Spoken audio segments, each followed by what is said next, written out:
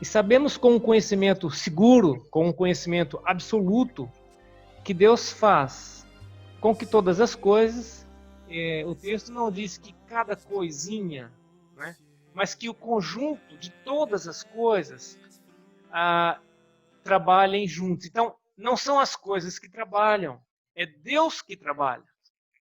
Porque Deus é que é o agente aqui. As coisas não têm vida, né? Quem trabalha sempre é Deus, para todos aqueles que creem no Senhor, que confessam a Jesus Cristo. São os crentes, na verdade. Né?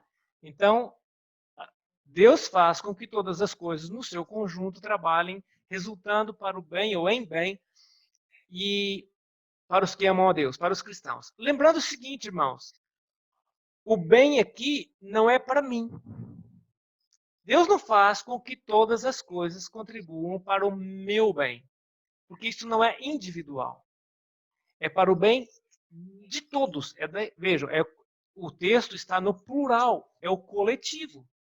Então vejam, em alguns pastores que exploram e ganham muito dinheiro abusando das contribuições dos irmãos, né?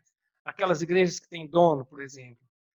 Eles estão loucos para que tudo volte à normalidade, porque ele vai continuar recebendo, porque agora as pessoas pararam de ir e pararam de dar muito dinheiro. Então, ele está pensando no bem dele. Mas não seria melhor ele abrir mão do seu salário, do seu dinheiro, diminuir, não sei. Aqui estou falando daquelas igrejas grandes, onde eles ganham muito dinheiro. Para o bem de todos, né? Então, muitas vezes, às vezes o que pode não ser bom para mim, pode ser bom para o coletivo. Um outro exemplo simples, né? Se eu sei, ou se eu posso pensar que estou contaminado com o Covid, é ruim para mim ter que ficar em casa. Mas se eu pensar no coletivo, nos outros, é melhor para os outros se eu não sair de casa, se eu não contaminar os outros, né? Estão vendo a ideia? A ideia aqui é pensar nos outros, no grupo, na coletividade, em todos, né? Na igreja, não em mim. Porque se eu quero só o meu bem, então isso não é o Evangelho. O Evangelho é o amor aos outros. Então, às vezes, o sacrifício será meu, mas para o bem dos outros. Os irmãos estão compreendendo isso? Percebem como é que tudo coopera para o bem dos que amam a Deus? Se eu pensar coletivamente. Porque se eu pensar individualmente e de uma maneira egoísta, irmãos, esse texto não se aplica. Eu não posso dizer que tudo coopera para o meu bem. Não é verdade. Não é verdade. Porque muitas vezes o que vai ser prejudicial a mim e que eu tenho que aceitar será o bem para os outros. Então o bem aqui é para os outros, é o coletivo. Os que amam, todos, o grupo.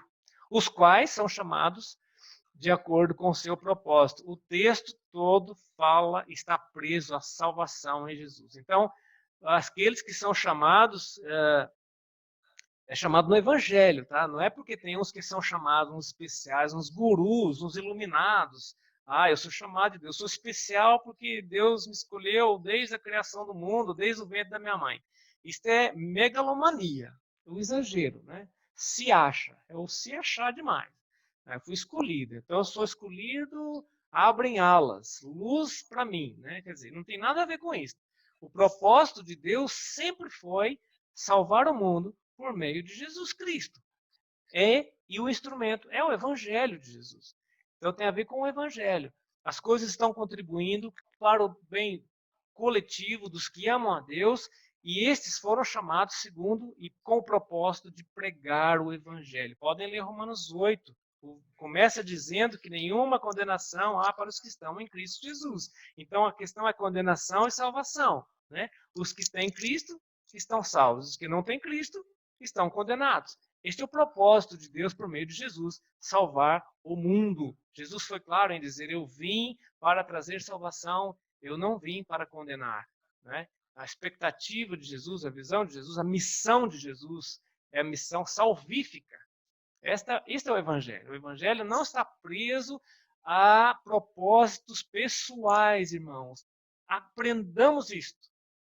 O evangelho não está preso ao propósito particular. Porque eu quero ser um grande conhecido no mundo inteiro. Quero ter 1 milhão de seguidores no Instagram.